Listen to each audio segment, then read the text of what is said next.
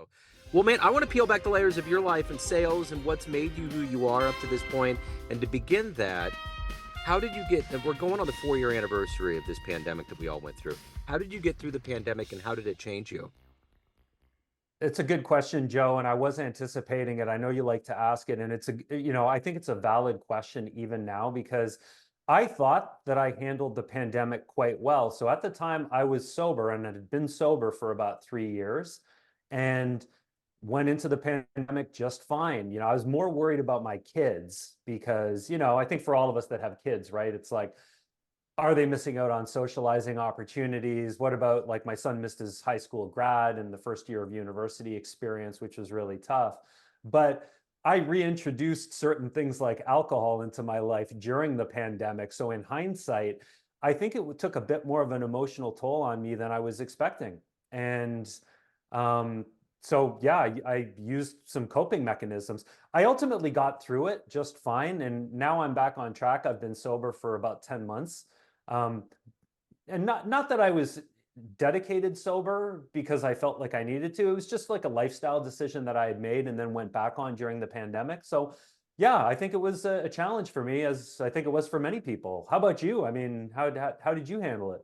I went out, I had kids. I have a son and a stepdaughter, and honestly, I ramped up a lot of my interviews with the jazz musicians, and Oh, I good would let thinking. the kids listen to the interviews, and the overwhelming timbre of the voice and the way that people were approaching it as musicians was pretty positive, and they got to hear all these perspectives from around the world.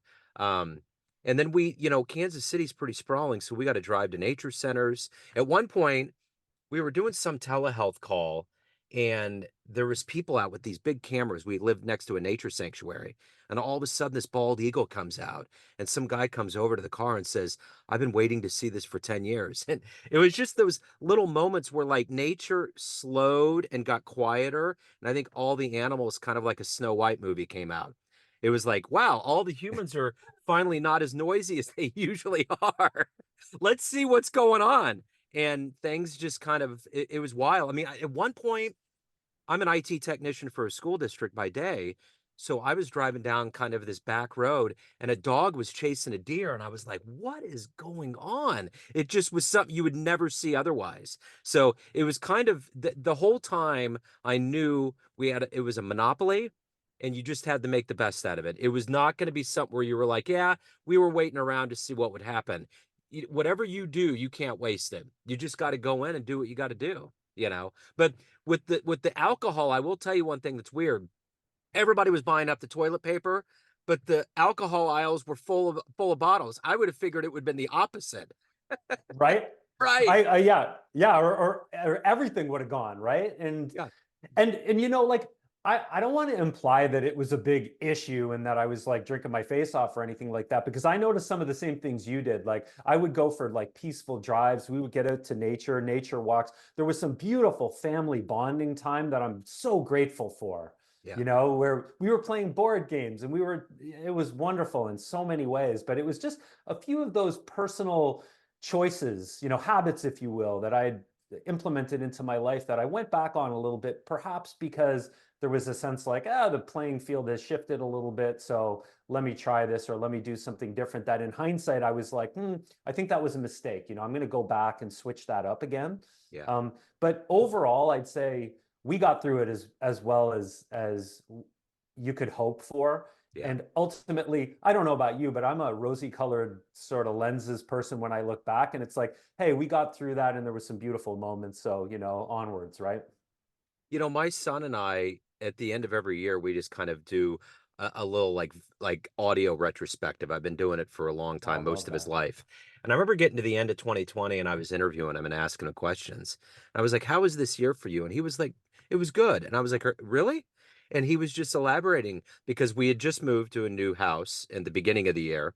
And it was a new school. There was all these things going on. And he genuinely was like, yeah, it was all good. So that was kind of a reaffirmation at the end of the year that, we did the right things, I think. So it was Oh, good. that is amazing. I love to hear that. I love that idea, by the way. I'm big on having experiences with my kids. And one of my favorite things when my kids were growing up, every night when I would tuck them in, I'd ask them, what were your three favorite things about the day, you know, and it's just this opportunity to look back on the day, or in your case, look back on the year and talk about it and, you know, reflect Yeah. on what this life is, Yeah. right? So I love that. My kids are a little too old for that. Well, maybe they're not. Maybe I should Yeah. introduce something like that, you know? Absolutely. So let me hop into exactly what you do for a living. Let me put you in front of a bunch of grade schoolers. It's career day, third graders, and one of the kids says, "Hey, what do you do for a living?" How do you answer that child? Yeah, that's a great question. So I'm going to answer it in two parts. So the first thing is I help people solve problems related to training in their organizations. So I sell enterprise software, specifically training platforms and services, B2B. So, you know, sort of big deals to big companies. But I know kids, that would be a really boring answer. They wouldn't want to, you know, they wouldn't really jive with that or resonate with that. So I'm going to answer the second part or in a second way, which is my new vocation or this new practice that I've launched, which is coaching. So, in essence, I help people improve the quality of their lives through coaching, and So, that's my true passion. You know, so uh, yeah. Yeah. So before we get to how all of this evolved into coaching, when yeah. you were in that same position as a third grader, what did you want to be when you grew up? Oh, I'm sure that I wanted to be an astronaut. There was a phase where I wanted to be an astronaut, fireman. I think like every little boy, you know, Yeah. wanted to be that at some point. Athlete, of course.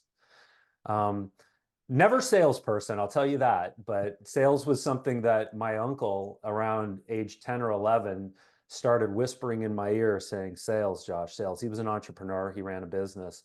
And he said, you've got it. You've got the personality for it. You need to get into sales. And I think I ignored those calls until I was in my mid 20s and then realized, maybe I do have an aptitude for this. Maybe I'll get into this. I'm Yeah. not going to make the NBA at this point. So let's go for it. Yeah, absolutely. So kind of how do you think with your upbringing, those seeds of sales and now eventually getting into coaching, how do you think all of that kind of grew and evolved into who you are today?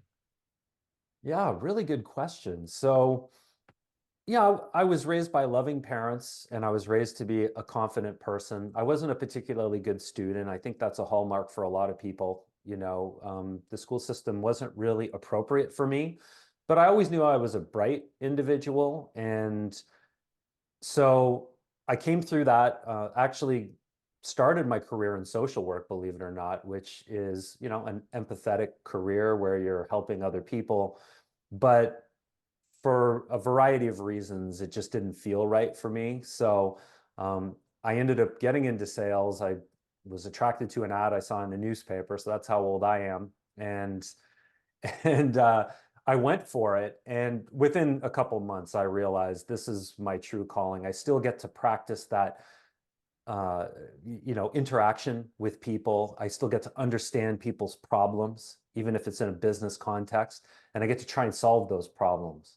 So that was very attractive to me. The pay was a lot better as well on sales than on the social work side. So that really worked for me also. But you know, Joe, I'm at a point in my career now where I recently turned 50 and I've been doing this for 25 years almost, and I'm good at it. And I know I can keep getting better at it, but it's not quite as satisfying as it used to be, you know, the day to day of Yeah. it. And maybe it's that old social worker in me is coming back, but it's saying, you know, how can you spend more of your time helping people? What have you learned over these 25 years that could be applicable to people, not just within a sales context, but maybe in other ways? So I'm being drawn in that direction. Like you, I still got the day job. I'm good at it. It's paying the bills. I'm enjoying it, but I've started this process of moving over to how can I help more people and maybe call it the back nine of my career. Yeah, and I think that's the thing. It's all about finding that passion, that place that you really belong. And I've always had a day job, but I've always had side things that have always interested me. I do visual arts too and all of that. So you have to find that place that makes the most sense. And obviously, when you have a family and you have obligations and you have things that you have to do, you got to look out at everything holistically, you know. Oh, yeah, like you are a doer, right? I mean, between your multiple podcasts plus the other things that you do, it's inspirational. And I think that's the thing. A lot of people just think there's work and leisure, but I think that there's a way that you can contribute, Yeah. and maybe it turns into a full-time gig. Maybe you don't even want it to, right? Yeah. Like I could go on selling for another 15 years and be quite happy and satisfied as long as the challenges keep getting progressively, bigger and better there. But I'm being drawn in this way, so I'm going to lean into it. Is my Absolutely. feeling. And hey, my kids are a little older than yours, I think. So I've got a 21-year-old son and a 17-year-old daughter. So I'm almost through the university, Yeah. payment phase. And then I guess there's weddings and stuff that are going Yeah. to come later. But I think it's going to get a little bit more cost effective for me. Maybe you've got a bit more time ahead of you. I don't know. Well, my son, he's 19 now, and he's on the autism spectrum, so he's going to be with Okay. me for, nothing about his the bell curves and all of that have been traditional. So, Okay. but there's something that's a whole other part of my reality. My stepdaughter, on the other hand, she's 18, ecstatic to be in adult mode and all of that. So Oh, it's good. all of that's going to unfold. So I'll see both sides of the paradigm, so to speak. You know, Well, good. Oh yeah, so we're basically in the same boat as yeah, far as that is concerned. But no, I like the way that you said it, part of your reality, because guess what? Reality is what it is, right? It's not there's no need to label it, yeah. It sounds like you got a great relationship with your son. So yeah, I'm really happy to hear that, and It's he's fun. lucky to have you. Yeah, Yeah. it's fun, man. It's been a different way. I can't imagine seeing the world the way I've seen it. Like, I would have never seen it if he wouldn't have opened my eyes to it based on who he is and what he needs and how he conceptualizes all of this. It's just interesting. And Oh, that's the thing. I absolutely. always say, if you try to arm wrestle with God, you're going to lose. It's just, it isn't going to work out, man. So we don't, that's the thing that's so odd about the human condition, is that we all think about these ideal scenarios based on mass media and all these things that we're given, but we're all just given what we're given, and you got to do the best you can. And I think after COVID, hopefully, I mean, I realized this a long time ago having Miles, is that there's only one thing I'm in control of, and that's how well I can love those around me. Other than that, there could be a global pandemic. There could be a natural disaster. There could be something that flies out of someone's car on the highway in the morning. There's a myriad of things that can happen, and I'm just not in control of it. So, uh, That yeah, that is the foundation of my sort of philosophy around coaching, which is that the only thing that we control is our reaction to the circumstances of life, yeah, and the habits that we instill for ourselves. yeah, And one of those is that choice to love others, to unconditionally love others, right? And it starts with the people in our families. But everything about my coaching practice is not around how can you create scenarios or take advantage of scenarios. It's how do you armor yourself to be the best version of you, so that as situations arise, you can handle them in the way that you're supposed to, and that you can do a little creation in the process. So very aligned on that with you. And yeah, we all are taught this lesson in different ways, aren't we? yeah, for sure, Yeah. for sure. It's groomed in a myriad of ways. So, speaking of being groomed in ways, who's been a hero for you in your life? Yeah, I like that question. I've been thinking about this one, and I don't want this to come off in an arrogant way, but I've had different heroes at different phases of my life. So when I was a young person, it was the athletes. Magic Johnson was my favorite. Just loved that guy, and found him to be so inspirational. And there's been different, business leaders over the years that have been inspirational to me.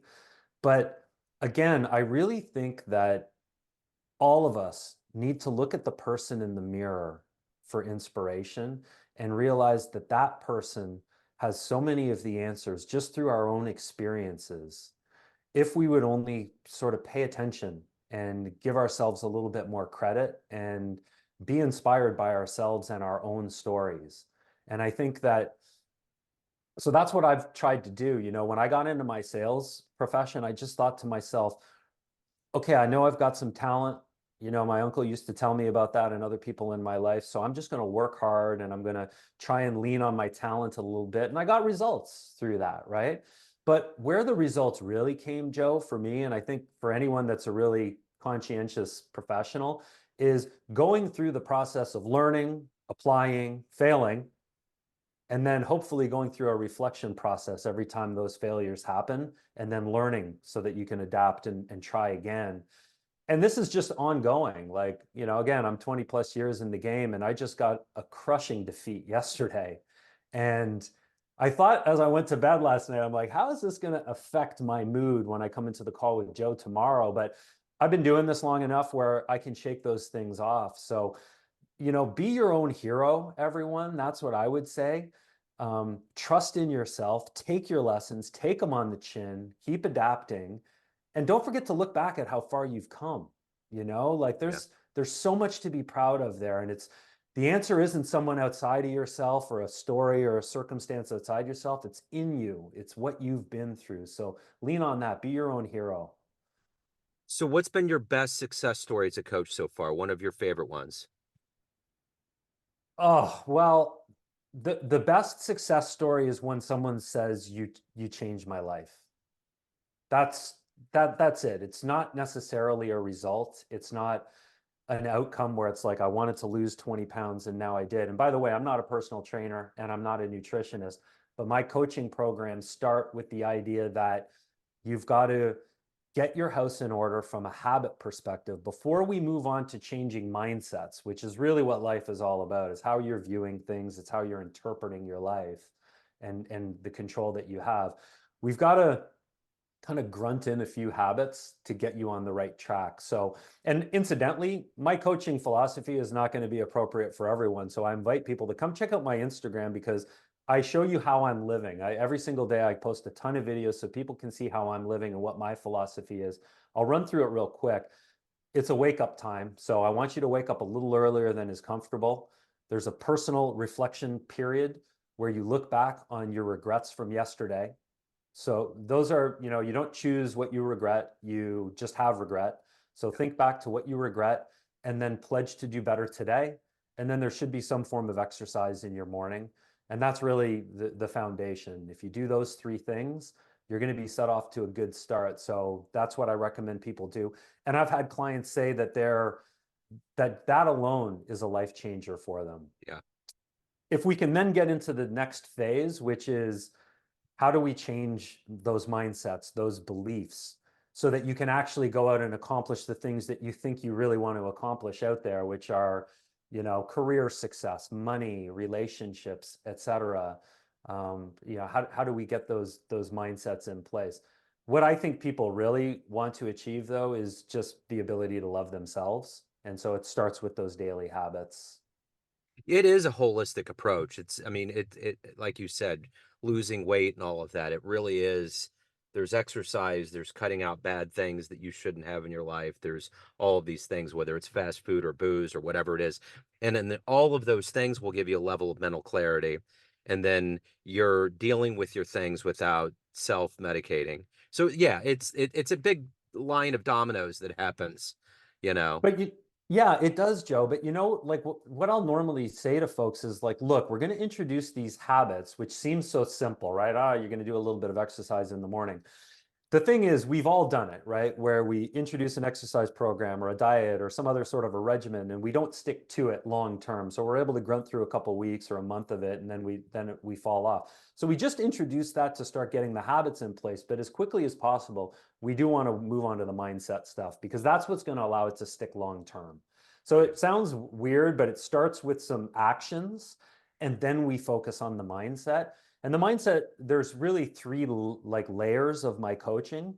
The first is getting in touch with true desires and motivation. So a lot of times people will tell me, "Hey, I want to make 10 million bucks or I want, a Lamborghini or I want six pack or something like that." And it's like, let's get into that. Like, are you sure that's really what you want? Or do you just want to be healthy? Do you just want to, be healthy so that you'll be here as long as possible? You'll be functional and able for your family. Like, let's get in touch with what your true desires are and what's going to motivate you. Once we've identified that, then we can look at your belief structure. Beliefs are really, they fall into one of two categories. They're either supportive or they're hindering, right? We all have these hindering beliefs where we've just got a barrier around making money or we can't stick to whatever the habits are that we want. So we identify the hindering beliefs And then we have exercises we do to replace those with supportive beliefs. Once we're doing that consistently, then we can shift to your moment to moment thinking, and we all have that dialogue, right? That self dialogue that's either bringing us to a higher frequency or a lower frequency. So then it's just about how do we identify when we're slipping into a low frequency and what are the steps that we do to get ourselves back up again. And just that alone, with the habits, that we've instilled at the front end, will normally get people on a really powerful pathway to success. So that's the crux of the coaching, but it really starts with get up a little earlier, do a little physical Sure. exercise, reflect a little bit, that's how it Yeah. starts. So let me ask you this, of all of these things that you've done in your life, that you've overcome and evolved and achieved and all of these things, what are you the proudest of? Love that question. I think the right question for anyone, that has a family is your family, because that is your most primary thing that your life is geared around, right? I probably wouldn't live in this house if it weren't for my family. I probably wouldn't do a lot of things if it weren't for my family. But to me, there's such a lesson there, right? Why do people love having families? I mean, beyond the biological impulses that we all have, it's because there's something beautiful about having a purpose that's beyond ourselves. And when we can give love to others, right? And the most logical beings to do that with are our kids, our spouse. But let's extend that a step further, right? I think where you can get into real joy and happiness in your life is extending that giving, that unconditional love to those beyond your immediate family. So I think it starts with the family, right? We're all a bunch of yahoos and knuckleheads and pleasure seekers when we're young. Then we get the responsibility of the family and we learn a little bit. And that's a tough transition. I don't know about you, Joe, but for me, I hung on to the old life, right? I hung on to the pleasure seeking. I probably partied a little too late into my life because I wasn't ready to let go of that and focus on the family unit. Um, but now I'm through that. My family's almost raised, and it's like, where am I going to put that effort, that attention, that love? And to me, the logical place is into others. Yeah, So the family was the crucible, if you will. That was the starting point for me that is going to lead to a lot more joy and happiness in my life, I hope. absolutely. Yeah. So let me ask you this. We get off this call, a time machine pulls up in front of your house. You can go back and see one event in human history. Where are you going? Oh, one event in human history.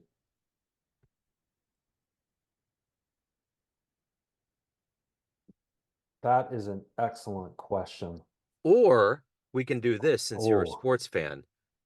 One game. What game you going to? okay. I'm going to give you two answers. Okay. So Okay. I want to go back. I want to be in the field seeing the Wright brothers fly for the first Yeah. time. Yeah. I mean, to me, flight is the first time one of my first memories is being on an airplane and just being fascinated. I Yeah. can't believe that we're in the sky. And I'm fascinated with birds and just the concept of flying. So that would be the historical thing. I would Yeah. love to see that. The game, it would be the World Cup final, England defeating West Germany in '66. So the Wow. World Cup soccer final. I was born in England. My family immigrated to Canada when I was just a young boy. Apparently, I had an accent for a little period of time, but that's long gone. So I've got that full Canadian accent at this point. Um, but always been a fan. Had relatives back in England that we would go and visit. So big soccer fan, and I would love to have seen that game. Yeah, that's great, man. Great answers. So, if anyone wants to hire you as a coach, you had mentioned Instagram, reach out, learn more about you. Where's the best place to go? Yeah, Joe, thanks for that. And you bet, Instagram's the best place. Obviously, I'm on LinkedIn. You can hook up with me on Facebook. My name's, pretty unique, Josh Flower, so pretty easy to find me. But Instagram is where I'm telling the daily story. So you're going to see about my wake up time. You're going to see about my morning process. You're going to see how I feel when I walk out of the gym every morning. And I'm going to drop some little nuggets throughout the day, show you some of the diets that I'm eating. That's a great place for people to just get to know me a little bit better. And then if you're curious, if you've got questions, would love to hear from you. Drop me a DM anytime. I'm on there basically until I drop at the end of the day. There you go. I love Yeah. it. Josh, you're wonderful, man. Thank you so much for your story. Thank you for your time. This has been great, man. I appreciate it.